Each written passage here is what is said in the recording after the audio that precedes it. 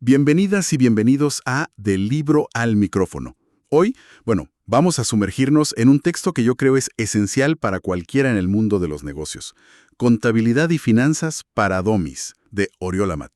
Un libro súper útil, la verdad. Totalmente. Y Oriol Amat, pues no es un improvisado, ¿eh? Es consejero de la CNNMB allá en España, doctor en ciencias económicas, catedrático. Vamos, una voz con décadas de experiencia. Sí, y este libro, Contabilidad y Finanzas para Domis, es una versión, digamos, actualizada de otro éxito suyo, Contabilidad y Finanzas para no financieros. Más completo aún. Justo.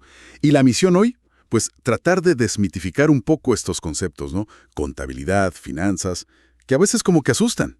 Ajá. Pero la realidad es que tocan todo. O sea, nos guste o no, impactan el presupuesto de marketing, los sueldos, las inversiones en producción, la rentabilidad misma de lo que vendemos, la salud general de la empresa al final. Exacto, están en todo. El libro busca responder preguntas clave como ¿cómo es que una empresa genera beneficios? ¿Qué nos dice realmente un balance? ¿Está sana financieramente? Preguntas vitales, sí. ¿Es viable a futuro? ¿Esa inversión que pensamos hacer es rentable o no? Claro. Y está pensado no solo para financieros, sino para profesionales de otras áreas, para emprendedores, estudiantes, para cualquiera que necesite, entender este idioma sin ser un experto contable. Así que vamos a desglosarlo. Vamos. Empecemos por lo básico, ¿no? ¿Por qué esto nos debería importar a casi todos en una organización? El libro Contabilidad y Finanzas para Domis arranca fuerte con ejemplos que te hacen pensar. Sí, son ejemplos muy gráficos. Recuerdo uno que me impactó mucho. Una empresa que tuvo que cerrar porque, fíjate, perdía dinero con cada venta que hacía. No tenía ni idea del coste real de sus productos. Terrible. Pusieron precios por debajo del coste. Exacto. Y claro, cuanto más vendían, más se hundían. Una locura. Es que conocer los costes es fundamental. Lo veremos seguro. Y cuenta otro caso, ¿no? Una compañía que necesitaba un préstamo sí o sí para seguir, y no lo consiguió. Tuvo que cerrar. Y quizás, solo quizás, una mejor gestión financiera, un poco más de planificación, lo hubiera evitado. Exacto. No son solo números, ¿verdad? Es la supervivencia de la empresa lo que está en juego. Totalmente. Es que la contabilidad y las finanzas, aunque son cosas distintas, van de la mano. Son herramientas esenciales, pero esenciales en verdad, para tomar decisiones en todas las áreas. En todas. Ignorarlas es como, no sé, como navegar sin brújula, sin GPS, en medio de la niebla. Vas a ciegas. Se suelen usar casi como sinónimos a veces, ¿no? Contabilidad, finanzas. Pero contabilidad y finanzas para Domis marca bien la diferencia. A ver si podemos aclararlo. Claro que sí. Pensemos así. La contabilidad es el sistema para obtener y registrar la información financiera. Es como el idioma que describe qué pasó económicamente. El registro, digamos. Eso. Y hay dos tipos principales.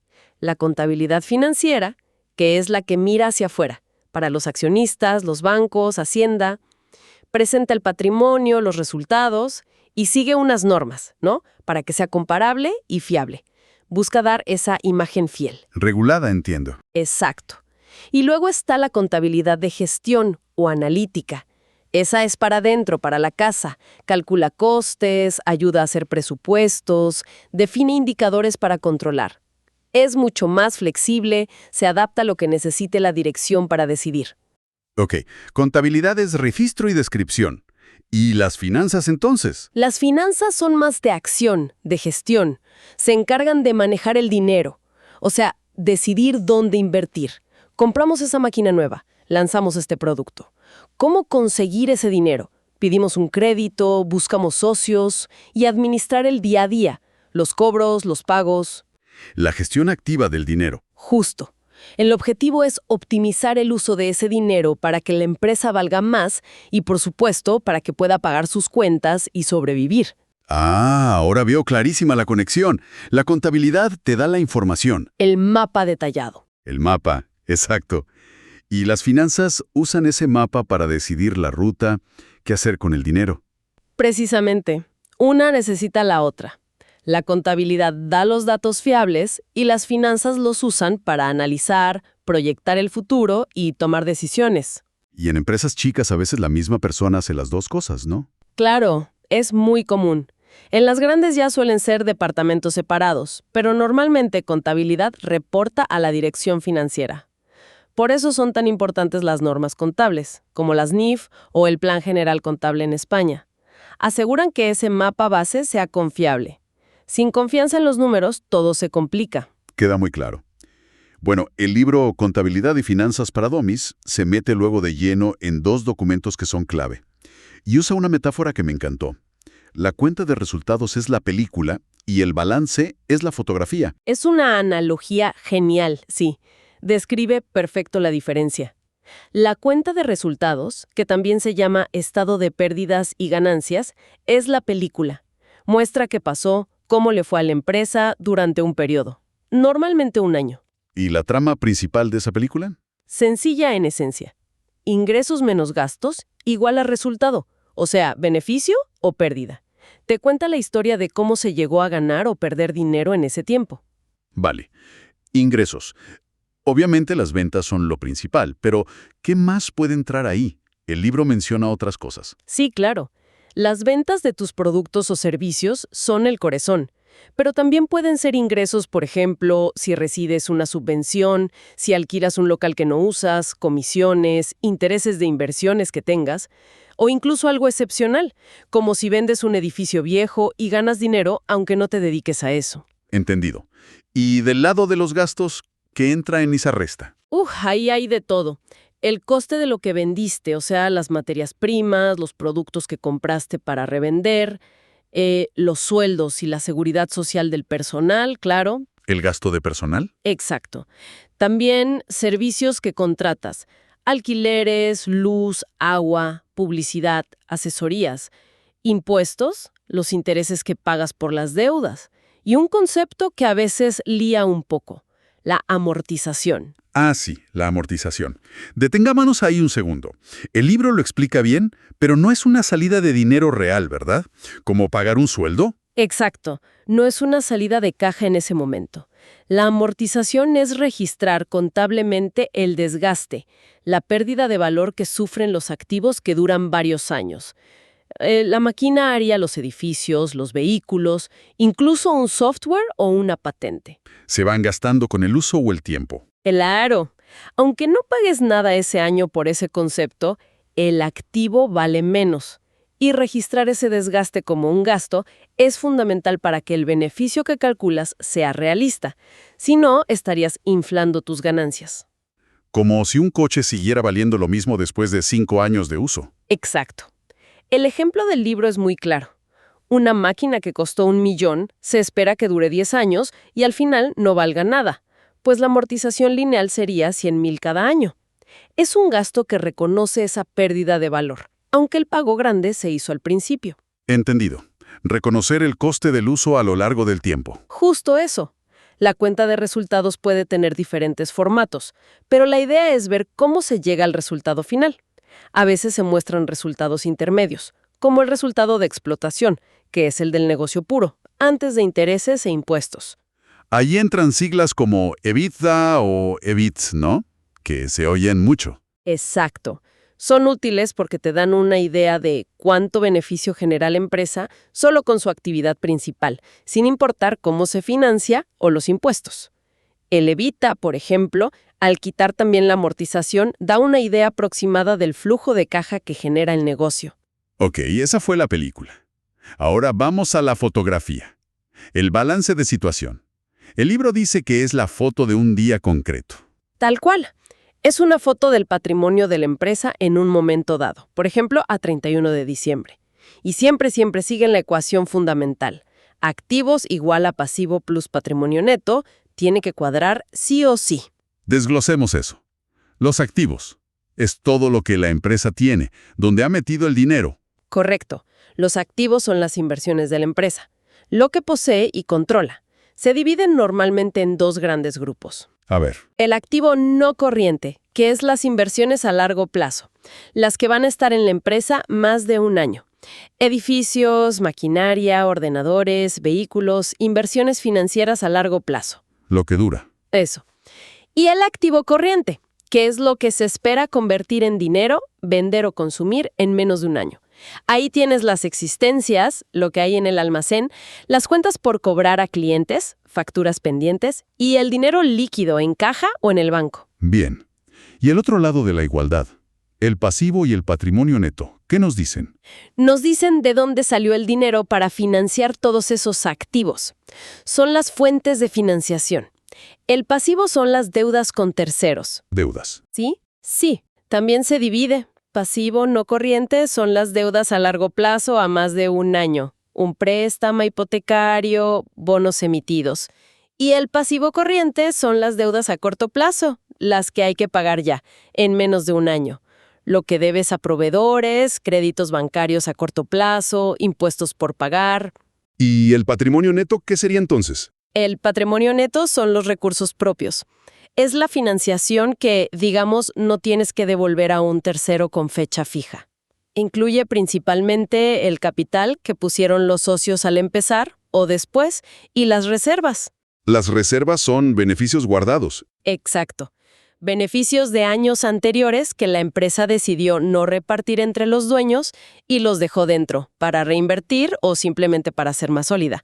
Es como la deuda que tiene la empresa con sus propios dueños. El libro habla mucho del equilibrio en el balance. ¿Qué buscamos en esa foto para ver si la empresa está equilibrada? Buscamos señales de salud financiera. Un punto clave es la liquidez. ¿Puede la empresa pagar sus deudas a corto plazo?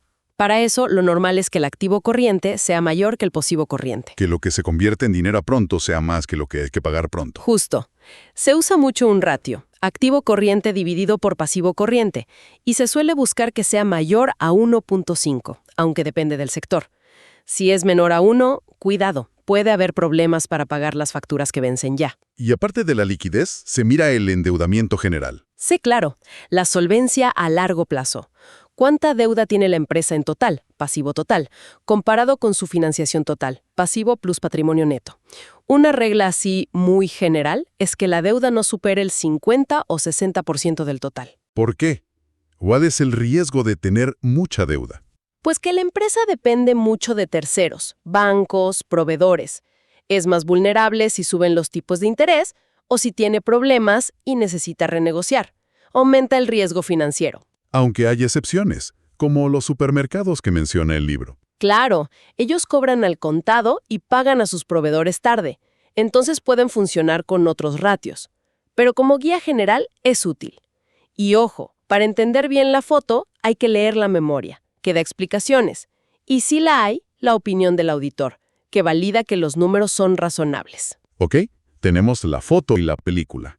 Pero para que esa película, la cuenta de resultados, sea realista, y para evitar casos como el de la empresa que vendía perdiendo dinero, hay que entender bien los costes, ¿no?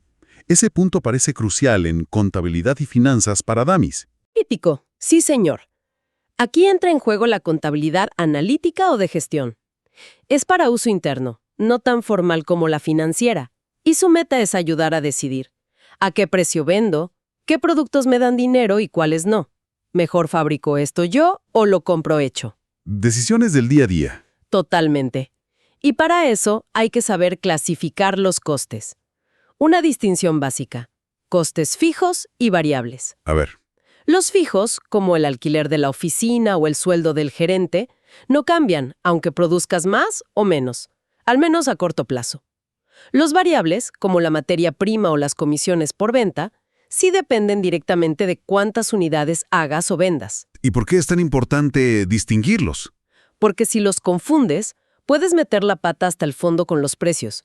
Imagina que piensas que un coste es variable y en realidad es fijo.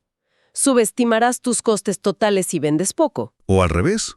Y es variable, quizás aceptes un pedido a un precio que ni siquiera cubre lo que te cuesta de más producir esa unidad extra. Otra clasificación importante: costes directos e indirectos. ¿Cuál es la diferencia ahí? Los directos se pueden asignar fácilmente a un producto concreto. Por ejemplo, la tela de una camisa específica. ¿Sabes cuánta tela lleva esa camisa? Los indirectos, como el sueldo del supervisor de toda la fábrica o la luz del taller, son necesarios para producir, pero benefician a muchos productos a la vez. Y asignarlos a cada producto es más complicado. Claro, necesitas usar criterios de reparto, por horas de trabajo, por unidades, y eso siempre tiene algo de subjetivo. Puede hacer que un producto parezca más o menos rentable según el criterio que uses. Y no nos olvidemos del coste de oportunidad. El ejemplo del libro es buenísimo. Una empresa que parecía rentable, pero usaba un local de los dueños sin pagar alquiler de mercado, y un hijo trabajaba casi gratis. Ese es un concepto clave y a veces olvidado.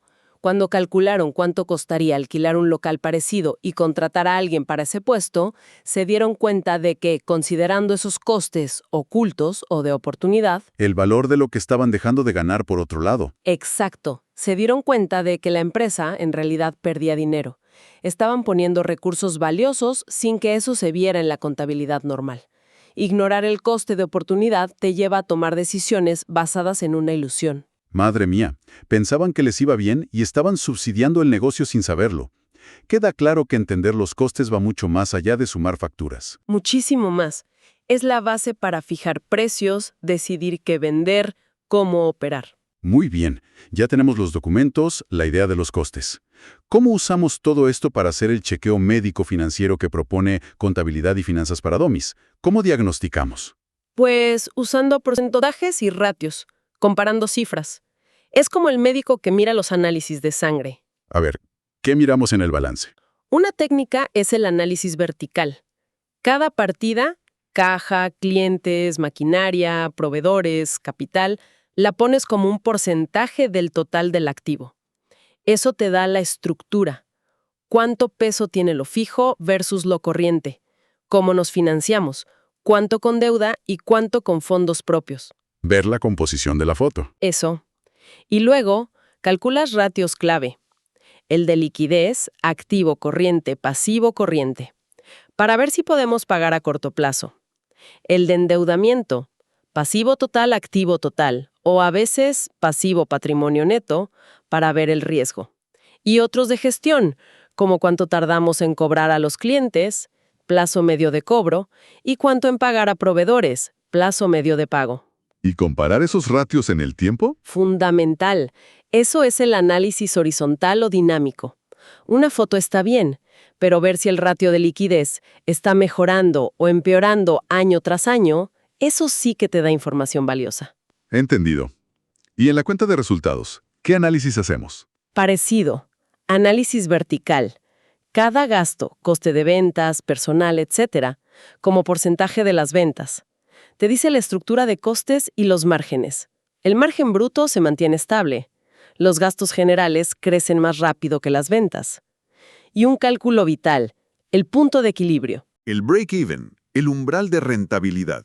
¿Qué nos dice exactamente? Nos dice cuántas unidades o cuánto dinero en ventas necesita la empresa para cubrir todos sus costes, los fijos y los variables. Si vende menos que eso, pierde dinero. Si vende justo eso, ni gana ni pierde, beneficio cero. Si vende más, empieza a ganar. Esencial saberlo, para saber dónde está el mínimo. Exacto. Le dice al equipo comercial cuál es la meta mínima para no destruir valor. Y también puedes calcular cuántas ventas necesitas para alcanzar un beneficio concreto que te hayas propuesto. Muy útil para fijar objetivos. Y para terminar el diagnóstico, la rentabilidad. ¿El negocio da beneficios suficientes? Aquí hay dos ratios estrella, ROA y ROE. El ROA, Return on Assets, rendimiento del activo, compara el beneficio antes de intereses e impuestos, el famoso EBIT o BAI, con el total de activos. Mide qué tan eficiente es la empresa usando todo lo que tiene, sea propio o prestado, para generar beneficio operativo. ¿Y por qué se usa el beneficio antes de intereses e impuestos? Porque quieres ver la rentabilidad del negocio en sí mismo, sin que influya cómo está financiado, mucha o poca deuda, que afecta los intereses, ni los impuestos que paga. Idealmente, el ROA debería ser mayor que lo que te cuesta la deuda. ¿Para qué? Porque si es así, significa que cada euro que pides prestado y lo inviertes en el negocio genera más beneficio que el interés que pagas por él. Eso es el apalancamiento financiero positivo. Usas deuda para ganar más. Interesante. ¿Y el otro, el ROE? ROE, rentabilidad financiera o del patrimonio neto. Este compara el beneficio neto, el que queda al final de todo, después de intereses e impuestos, el que es para los dueños, con el patrimonio neto, lo que han puesto los dueños. Ah, este es el que le importa más al accionista, ¿no? Algo así como, de mi dinero invertido, ¿cuánto me ha rendido este año? Exactamente. Mide el retorno para los propietarios. Y este ROE hay que compararlo con lo que esos propietarios podrían ganar en otras inversiones de riesgo parecido, su coste de oportunidad. Si el ROE de la empresa es muy bajo año tras año, quizás les convendría poner su dinero en otro sitio. ROA y ROE, dos miradas distintas pero complementarias a la rentabilidad. Justo.